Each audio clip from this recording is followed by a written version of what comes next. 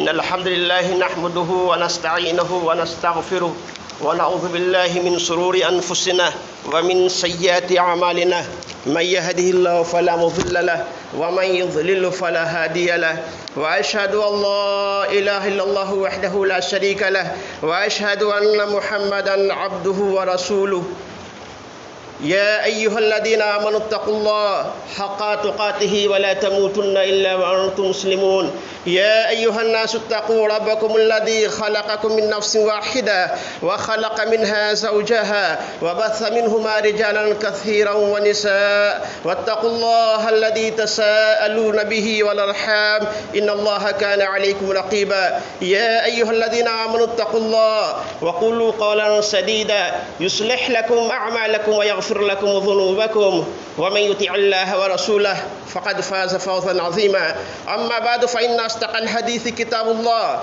وأحسن الهدي هدي محمد صلى الله عليه وسلم وشر الأمور محدثاتها وكل محدثة بدعة وكل بدعة ضلالة وكل ضلالة في النار فأعوذ بالله السميع العليم من الشيطان الرجيم بسم الله الرحمن الرحيم أمن يجيب المضطر إذا دعاه ويكشف السوء ويجعلكم خلفاء الأرض أإله مع الله قليلا ما تذكرون گرامی قدر معزز حاضرین جمعہ اسلامی بھائیوں نوجوان ساتھیوں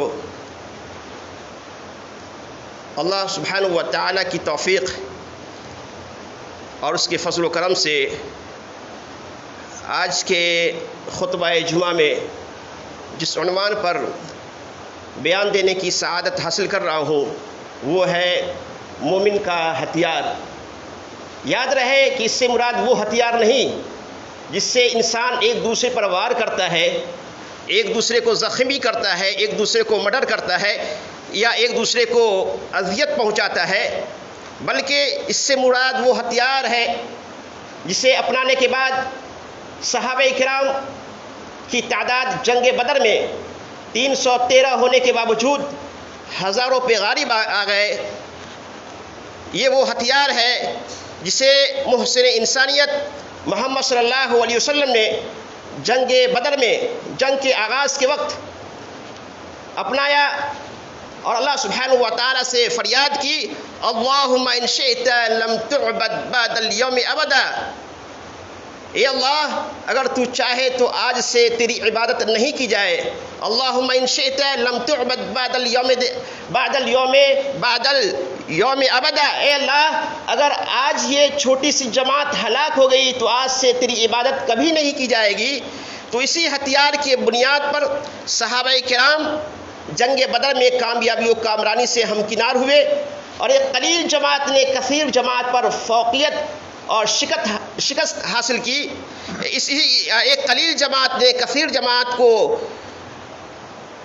فتح دیا، ایک قلیل جماعت نے کثیر جماعت پر فوقیت حاصل کی اور فتح یابی سے ہمکنار ہوئے۔ تخلیق آدم کے بعد اللہ سبحانہ و تعالیٰ نے حضرت آدم علیہ السلام کو سب سے پہلے یہی ہتھیار عطا کیا۔ تو کیا آپ بتا سکتے ہیں کہ وہ کون سا ہتھیار ہے جسے اللہ تعالیٰ نے حضرت آدم علیہ السلام کی تخلیق کے بعد سب سے پہلے عطا کیا؟ وہ کون سا ہتھیار ہے جسے محسن انسانیت محمد صلی اللہ علیہ وسلم نے جنگ بدر میں اپنایا، اس سے لیس ہوئے تو کامیابی و کامرانی سے ہمکنار ہوئے؟ یہ وہ ہتھیار ہے جسے دعا کہا جاتا ہے۔ یہ دعا ہے، دعا یہ مومنوں کا ہتھیار ہے۔ آج ہم نے اس دعا کو معمولی سمجھ لیا ہے۔ رب کعبہ کی قسم کہ اس ہتھیار میں جتنی طاقت و قوت اور جتنی تاثیر ہے اتنی تاثیر توپ کے گولوں اور بندوق کی گولیوں میں بھی نہیں ہے۔ عام انسان تو کجا، انبیاء کرام جس کا مقام اللہ کے بعد سب سے افضل اور اونچا ہے، انبیاء کرام نے بھی دشمنوں سے مقابلہ کے وقت اور مصائب و آلام کے موقع سے اسی ہتھیار کو اپنایا۔ اس کے تعلق سے ایک نہیں بلکہ انیک واقعات قرآن و حدیث میں جگمگا رہے ہیں۔ لیکن مسلمانوں، آج ہم نے اس ہتھیار کو معمولی سمجھ لیا، آج ہم نے اس ہتھیار کو اپنانا ترک کر دیا، جس کے وجہ سے ذلت و خواری ہماری مقدر بن گئی۔ اللہ تعالیٰ سے دعا ہے کہ اللہ تعالیٰ ہمارے حال کی اصلاح فرمائے اور اس ہتھیار کو اپنانے کی اللہ سبحانہ و تعالیٰ ہمیں توفیق عطا فرمائے۔ جناب عالی، انسان کی زندگی خوشی اور غم کا مجموعہ ہے۔ ہر انسان اپنی زندگی میں کبھی نہ کبھی ایسے حالات سے یقیناً دو چار ہوتا ہے، ایسے مواقع اس کی زندگی میں ضرور آتے ہیں جب اس کے دنیاوی سارے سہارے ٹوٹ جاتے ہیں، امیدیں ختم ہو جاتی ہیں، دوست و احباب اس سے دور ہو جاتے ہیں، دوست و احباب اس سے نفرت کرنے لگتے ہیں، ظاہری اسباب، ظاہری وسائل ناکام ہو جاتے ہیں، قریب ترین رشتہ داروں پر اعتماد نہیں رہتا، حتیٰ کہ بھائی بھائی کے ساتھ، شوہر بیوی کے ساتھ، اولاد اپنے والدین کے ساتھ کھل کر بات نہیں کر سکتے ہیں۔ گویا سب کچھ ہوتے ہوئے انسان تنہائی، بے بسی اور بے کسی کا عالم محسوس کرتا ہے اور اپنے آپ کو لاچار اور مجبور سمجھتا ہے۔ تب ایسے وقت میں انسان کے اندر سے ایک آواز اٹھتی ہے، دل میں ایک امید کی کرن دکھائی دیتی ہے کہ دنیا کے سارے سہارے ٹوٹ چکے تو کیا ہوا، ابھی بھی ایک سہارا ہے جو باقی ہے، ابھی بھی ایک دروازہ ہے جو کھلا ہوا ہے۔ وہ دروازہ ہر وقت، چاہے دن ہو یا رات، صبح ہو یا شام، کھلا رہتا ہے۔ وہ دروازہ کبھی بھی بند نہیں ہوتا، ہر وقت ہر لمحہ وہ دروازہ کھلا رہتا ہے جہاں انسان اپنے دکھ، درد، مصائب، آلام، رنج و غم کی داستان بیان کر سکتا ہے، جہاں انسان جب چاہے دستک دے سکتا ہے اور جب چاہے اس دروازے سے اپنی عرضی کو پیش کر سکتا ہے۔ آپ جانتے ہیں وہ دروازہ کون سا ہے، وہ دربار کون سے ہے اور وہ درگاہ کون سی ہے جہاں بے قرار انسان، پریشان انسان اپنی پریشانی کا ذکر کر سکے۔ آئیے سنیے اس کے تعلق سے سورہ نمل، سورہ نمبر 27 کی آیت نمبر 62 میں اللہ سبحانہ و تعالی بیان فرماتا ہے، اَمَّن يُجِيبُ الْمُضْطَرَّ إِذَا دَعَاهُ وَيَكْشِفُ السُّوءَ وَيَجْعَلُكُمْ خُلَفَاءَ الْأَرْضِ أَإِلَٰهٌ مَّعَ اللَّهِ قَلِيلًا مَّا تَذَكَّرُونَ۔ بھلا وہ کون ہے؟ مسلمانوں بتاؤ، بھلا وہ کون ہے جو بے قراروں کو بے قراری سے اور پریشانوں کو پریشانی سے جب اسے پکارتا ہے تو اسے نجات دیتا ہے، وَيَكْشِفُ السُّوءَ، اور سختی کو دور کرتا ہے، وَيَجْعَلُكُمْ خُلَفَاءَ الْأَرْضِ، یہی نہیں بلکہ زمین میں تمہیں بادشاہت اور خلافت عطا کرتا ہے۔ وَإِلَٰهٌ مَّعَ اللَّهِ، اللہ نے فرمایا کیا اللہ کے علاوہ کوئی اور ہے؟ قَلِيلًا مَّا تَذَكَّرُونَ، بہت کم ہی ایسے لوگ ہیں جو اس سے نصیحت و عبرت حاصل کرتے ہیں۔ تو جب ایک مصیبت زدہ انسان کے لیے سارے دنیاوی دروازے بند ہو جاتے ہیں، سارے سہارے ٹوٹ جاتے ہیں، تو ایک دروازہ ہمیشہ کھلا رہتا ہے۔ تو جب مصیبت زدہ شخص یا دکھیاری خاتون اس دروازے سے فریاد کرتا ہے، اس دربار میں اپنے ہاتھ کو اٹھاتا ہے، تو کس طرح اس کو پریشانی سے نجات ملتی ہے، اس کے تعلق سے ایک قرآنی واقعہ سماعت فرمائے۔ یہ اس قدر اہم واقعہ ہے کہ یہی واقعہ سورہ مجمل کے نزول کا، سورہ مجادلہ، یہی واقعہ سورہ مجادلہ کے نزول کا سبب بنا۔ اس لیے واقعہ بغور سماعت فرمائے۔ خولہ بنت مالک بن ثعلبہ، یہ معروف صحابیہ ہیں، یہ گھریلو اور معمولی خاتون تھی۔ یہ معروف اس لیے ہوئی، ان کی لازوال شہرت اس لیے ملی، صحابہ کرام کے درمیان ان کا مقام بلند اسی لیے ہوا کہ اسی دکھیاری کی فریاد پر سورہ مجادلہ کا نزول ہوا۔ اسی دکھیاری کی دعا جب فرش سے عرش پر پہنچی تو رب کائنات نے اس کی دعا کو شرف قبولیت سے نوازتے ہوئے سورہ مجادلہ میں قیامت تک آنے والے لوگوں کے لیے ایک اہم مسئلے کی وضاحت بیان فرما دی۔ وہ مسئلہ کیا ہے انشاءاللہ میں بعد بتاؤں گا۔ واقعہ یوں ہے کہ عام طور پر میاں بیوی میں انبن اور ناچاقی ہوتی رہتی ہے۔ اللہ تعالیٰ تمام بھائیوں کو میاں بیوی کی ناچاقی سے محفوظ رکھے۔ تو ایک مرتبہ ان کے شوہر اوس بن ثابت نے غصے میں آ کر اپنی بیوی حضرت خولہ سے کہہ دیا، انت علیہ کظہر امی، تو مجھ پر میری ماں کی پیٹھ کی طرح ہے۔ اس کو زہار کہتے ہیں، اور دور جاہلیت میں زہار کو طلاق سمجھا جاتا تھا۔ تو کہنے کو تو غصے کی حالت میں اس نے کہہ دیا، لیکن بعد میں انہوں نے بہت افسوس کیا، اور اپنے آپ پر انہوں نے بہت افسوس کیا کہ میری زبان سے کون سی بات نکل گئی، کیونکہ زبان سے نکلی ہوئی بولی بندوق کی نکلی ہوئی گولی کی طرح ہوتی ہے۔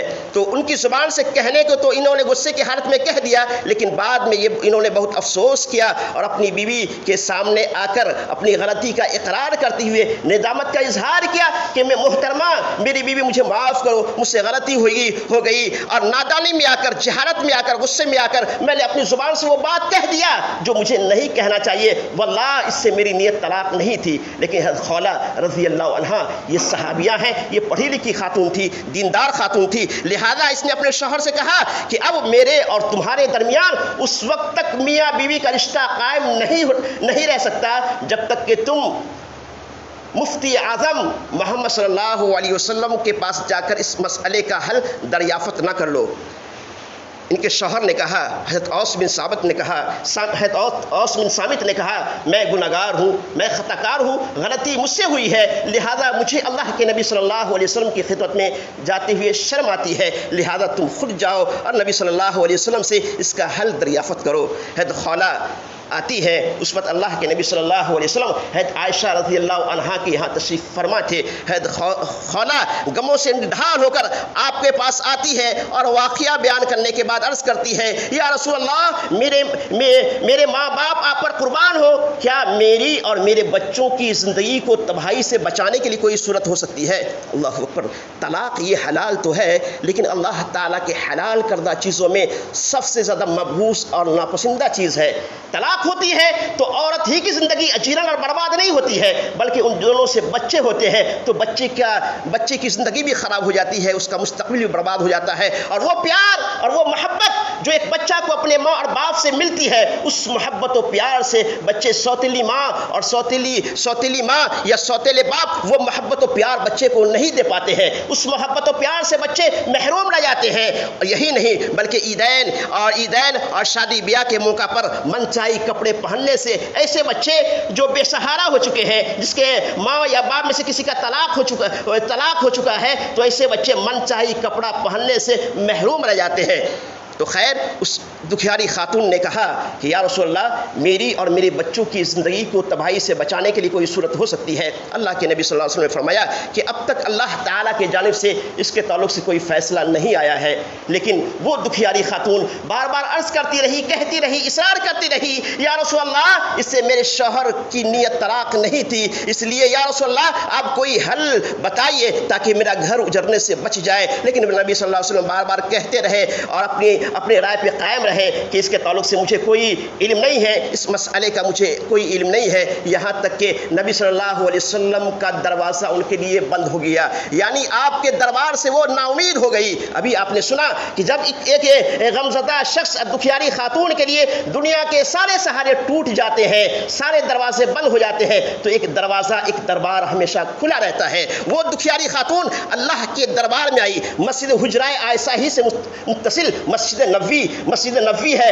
وہ مسجد نبوی میں آئی، اپنے ہاتھ کو اٹھایا، اللہ سے فریاد کی، اے اللہ تو جانتا ہے میں کس طرح دکھیاری اور غمزدہ خاتون ہوں، اے اللہ میں تجھ سے اپنی سخت مصیبت کی فریاد کرتی ہوں، لہذا جو بات میرے لیے باعث رحمت ہو، اے میرے مولا، وہ تو اپنے نبی صلی اللہ علیہ وسلم کی زبان مبارک سے صادر فرما۔ مائی عائشہ رضی اللہ عنہا بیان فرماتی ہے، یہ منظر اتنا دردناک تھا کہ گھر کے سارے لوگوں کی آنکھیں اشکبار ہو گئی۔ ادھر حضرت خولہ رضی اللہ عنہا کی دعا جاری تھی، اور نبی صلی اللہ علیہ وسلم پر یکایک نزول وحی کی کیفیت طاری ہوئی، اور جبرائیل علیہ السلام سورہ مجادلہ لے کر نبی صلی اللہ علیہ وسلم کے پاس تشریف لائے۔ حضرت خولہ کہتی ہے کہ انہیں آواز دیا گیا، پکارا گیا۔ حضرت خولہ کہتے ہیں کہ بلانے پر میں ڈرتے ڈرتے نبی صلی اللہ علیہ وسلم کے پاس آئی کہ کہیں فیصلہ میرے خلاف نہ ہو. جب میں نبی صلی اللہ علیہ وسلم کے پاس آئی، حضرت خولہ کہتی ہے جب میں نبی صلی اللہ علیہ وسلم کی خدمت میں حاضر ہوئی تو اللہ کے نبی صلی اللہ علیہ وسلم نے مجھے مخاطب کرتے ہوئے کہا، خولہ خوش ہو جاؤ، خولہ خوش ہو جاؤ، اللہ نے تمہاری پکار سن لی، اللہ نے تمہاری دعا سن لی اور فیصلہ اللہ نے تمہارے حق میں کر دیا. تو اے اس ہتھیار کو معمولی سمجھنے والے انسانوں، غور کریں کہ بندہ جب مصائب و آلام کے وقت اس ہتھیار کو اپناتا ہے تو چاہے مصائب کتنوں سے بڑے ہی کیوں نہ ہو، اللہ تعالیٰ ضرور اس ہتھیار کو اپنانے کی وجہ سے بندہ کو مصائب اور پریشانیوں سے نجات کی صورت نکال دیتا ہے. تو اس سورہ مجادلہ کی پہلی آیت میں اللہ سبحانہ و تعالیٰ نے دکھیاری خاتون حضرت خولہ رضی اللہ عنہا کا تذکرہ کیا. اللہ نے سورہ مجادلہ کی پہلی آیت میں فرمایا، قد سمع اللہ قول التی تجادلک فی زوجها وتشتکی الی اللہ واللہ یسمع تحاورکما ان اللہ سمیع بصیر.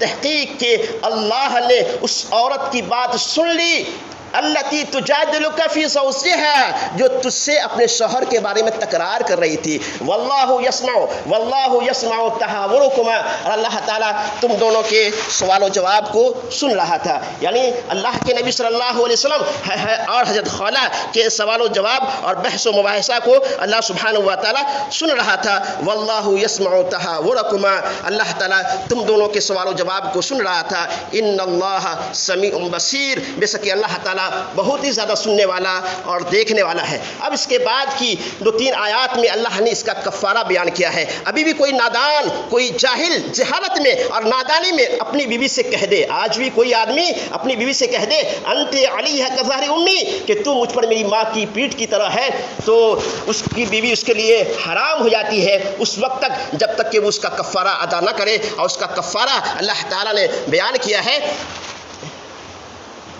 2 ایک غلام آزاد کرنا، نمبر 2 60 دنوں کا 2 مہینے کے لگاتار روزہ رکھنا، نمبر 3 یا نہیں تو 60 مسکینوں کو کھانا کھلانا. اللہ سبحانہ و تعالیٰ بیان فرماتا ہے، الذی یظاہرون منکم من نسائہم ما ان امہاتہم، تم میں سے جو لوگ اپنی بیویوں سے زہار کرتے ہیں، یعنی اپنی بیوی کو ماں کہہ دیتے ہیں، ما ان امہاتہم، تو یہ اس کی ماں نہیں ہو جاتی. کیوں؟ اس لیے کہ ان امہاتہم الا اللہ ولدنہم، کیونکہ ماں تو وہی ہو سکتی ہے جس کے بطن سے وہ پیدا ہوا ہے، جس کے بطن سے انسان پیدا ہوا وہی ماں ہو سکتی ہے، بیوی ماں کیسے ہوگی؟ اس لیے اللہ نے فرمایا کہ تم میں سے جو لوگ اس طرح کی بات کہتے ہیں وہ اس کے کہنے سے بیوی ماں نہیں ہوتی، ماں تو وہی ہوتی ہے جس نے اس کو جنا ہے. وَإِنَّهُمْ لَيَقُولُونَ مُنْكَرًا مِنَ الْقَوْلِ وَزُورًا، یقیناً اس طرح کی باتیں جو لوگ کہتے ہیں وہ ایک نامعقول اور جھوٹی بات کہتے ہیں. وَإِنَّ اللَّهَ لَعَفُوٌّ غَفُورٌ، اللہ تعالیٰ بہت ہی زیادہ معاف کرنے والا اور بخشنے والا ہے. اب اس کی بعد کی آیات میں اللہ نے کفارہ کا ذکر کیا ہے. سماعت فرمائے، وَالَّذِينَ يُظَاهِرُونَ مِن نِّسَائِهِمْ، تم میں سے جو لوگ اپنی بیوی سے زہار کریں، یعنی اپنی بیوی کو ماں کہہ دے، ثم یعودون لما قالوا، پھر اپنی کہی ہوئی باتوں سے رجوع کریں، جس طرح سے اوس بن صامت نے رجوع کیا، اپنی بیوی سے زہار کرنے کے بعد اپنی باتوں سے رجوع کریں. فتحریر رقبۃ من قبل ان یتماسا، تو اسے چاہیے کہ وہ اسے ہاتھ لگانے سے پہلے ایک غلام آزاد کرے. ہاتھ لگانے سے پہلے یعنی اپنی بیوی سے مباشرت کرنے سے پہلے اسے چاہیے کہ یہ غلام آزاد کرے.